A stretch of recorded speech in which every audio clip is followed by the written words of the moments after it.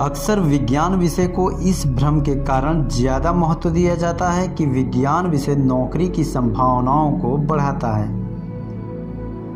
और लोगों की यह आम धारणा होती है कि बीए का कोर्स बेकार लोग करते हैं। जो लोग पढ़ाई को लेकर सीरियस नहीं होते हैं उन लोगों के लिए कुछ नहीं तो बीए ही सही। यह माना जाता है कि सबसे बुद्धिमान छात्रों को विज्ञान विषय से पढ़ाई करनी चाहिए। यह सोच उन्हें मानविकी या वाणिज्य विषय लेने के लिए हतोत्साहित करती है और उन्हें लगता है कि यह विषय कमतर लोगों के लिए है, लेकिन यह एक केवल भ्रम है। पहले ऐसा माना जाता था कि विज्ञान विषय ही रोजगार दिलाने में सक्षम है, लेकिन अब ऐसा नहीं है।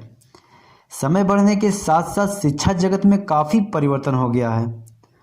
विज्ञान वर्ग के विद्यार्थियों के साथ साथ कला वर्ग के विद्यार्थियों के लिए भी रोजगार की संभावनाओं की कोई कमी नहीं है।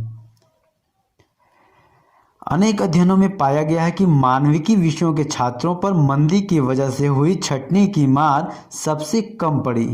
बाजार विशेषज्ञों का तो यहाँ तक भी मानना है कि आने वाले वर्षों में यदि मंदी का ऐसा ही दौर फिर आया जो कि आर्थिक चक्र का हिस्सा है, तो सबसे कम प्रभावित होने वालों में कला संकाय के विद्यार्थी ही होंगे।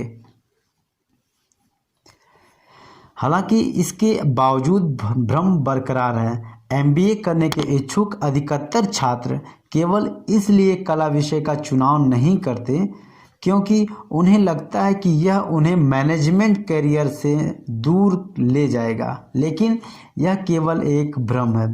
कई छात्र जिन्होंने आर्ट्स में स्नातक किए हैं वे आज management, law, fashion designing post graduation degree कर रहे हैं। दरअसल कला के विषय हाईवे का काम करते हैं और इन्हें जानने के बाद ही किसी क्षेत्र में सफल हुआ जा सकता है। कला विषयों की महत्ता इसी बात से साबित होती है कि आज विश्व के तमाम नई और गहरी विचारधारा के लोग अपने बच्चों को कला की ओर भेजने लगे हैं। इसके पीछे यह तर्क काम कर रहा है कि जब तक आपको जीवन जीने की कला नहीं आएगी तब तक आपका सर्वांगीण विकास नहीं हो पाएगा। अपने व्यवसाय में सफल होने के बावजूद आप अपंग रह जाएंगे। आप जीत तो जाएंगे लेकिन जीवन रस से वंचित रह जाएंगे। आपकी समझ का विकास नहीं हो पाएगा। अतः आर्ट्स और मानविकी विषय में बीए, एमए करने वाले छात्र को मुख्य रूप से दो फायदे होते हैं। पहला कि वे रोजगार के लिए भी योग्य होते हैं और दूसरा कि उनका सर्वांगीण विकास बेहतर होता है। ऐसे छात्र अपने वातावरण में ठीक ढंग से समायोजन स्थापित कर पाने में सक्षम होते हैं और खुशहाल जीवन जीते हैं। अक्सर देखा जाता है कि विज्ञान विषय में उच्च स्तरीय शिक्षा प्राप्त करने के बावजूद व्यक्ति आर्थिक संपन्नता तो प्राप्त कर लेता है पर वास्तविक रूप से अपने जीवन में सफलता से वंचित रह जाता है। एक कला वर्ग के छात्र बहिर्मुखी स्वभाव होने की संभावना ज़्यादा होती है। इसके अंदर नैतिकता, परोपकारिता, सामाजिकता जैसे गुणों की अधिकता होती है। आर्ट्स बैकग्राउंड के व्यक्ति का सांवेगिक बुद्धि का विकास ज़्यादा होता है, जिससे ऐसे लोग जीवन में ज़्यादा सफल होते हैं। यहाँ सवाल यह उठता है कि हम विज्ञान को ज़्यादा महत्व क्यों देते हैं। इसका सीधा सा कारण यह है कि पिछली पीढ़ी इंजीनियरिंग और डॉक्टरी पेशे से ज़्यादा प्रभावित रही है। ये दोनों ही व्यवसाय ज़्यादा प्रतिष्ठित माने जाते हैं, इसलिए इन्हें ज़्यादा महत्व मिलना स्वाभाविक है। दूसरी ओर जो बात है वह यह कि इन व्यवसायों के कारण एक लीक पर चलने की सुविधा मिली हुई है। विज्ञान की अपनी एक अलग शक्ति है, मांग है और यह हमेशा बनी रहेगी, लेकिन इसके साथ इसके दुष्प्रभाव भी बढ़ते जा रहे हैं। इसे इस उदाहरण से समझा जा सकता है, जैसे विज्ञान ने कंप्यूटर का विकास किया और धीरे धीरे करके लोग इस पर निर्भर हो गए। विज्ञान के विकास का दुष्परिणाम केवल शारीरिक स्तर तक ही सीमित नहीं है, बल्कि यह मानसिक स्तर पर भी हमें प्रभावित करने लगा है। यह विज्ञान की ही दुष्परिणाम है कि कल तक का सबसे संतुष्ट मध्य वर्ग आज हीन भावना से ग्रस्त होता जा रहा है।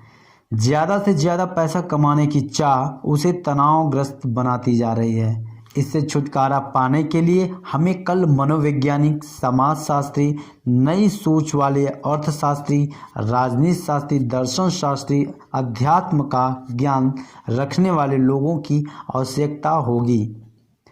आने वाले समय में हर अस्पताल में मंदिर, जीवन जीने की कला सिखाने वाले स्कूल अनिवार्य होंगे।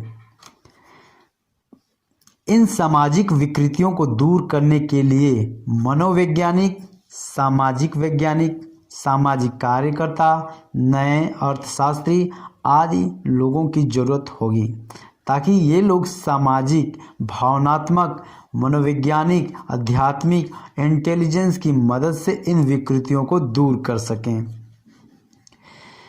बीए के सभी विषय अपने आप में काफ़ी महत्व के होते हैं, इसलिए यह सोचना कि कला विषय विज्ञान या वाणिज्य की तुलना में कमतर होते हैं, इनसे बीए करने के बाद नौकरी नहीं मिल सकती, तो यह सही नहीं है। एक साइंस बैकग्राउंड का छात्र और एक जो है आर्ट बैकग्राउंड के छात्र में काफ़ी डिफरेंस होता है।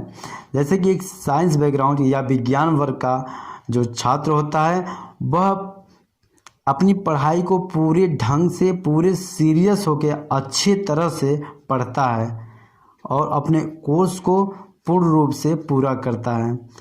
इससे भी ज़्यादा जो है एक प्रोफेशनल कोर्स करने वाला छात्र जो है और ढंग से रेगुलर बेस पे अच्छी तरह अपने कोर्स को कंप्लीट करता है और पूरी तरह से अपने पाठ्यक्रम को आत्मसात करता है।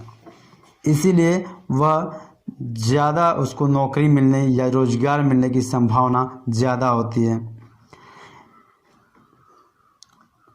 अच्छी नौकरी पाते हैं और सफल हो जाते हैं। लेकिन एक बीए करने वाला जो है स्टूडेंट व्यक्ति अपने मानविकी विषयों को महत्व नहीं देता है और ढंग से रेगुलर बेस पे पढ़ाई पूरी नहीं करता है, केवल डिग्री प्राप्त कर लेता है।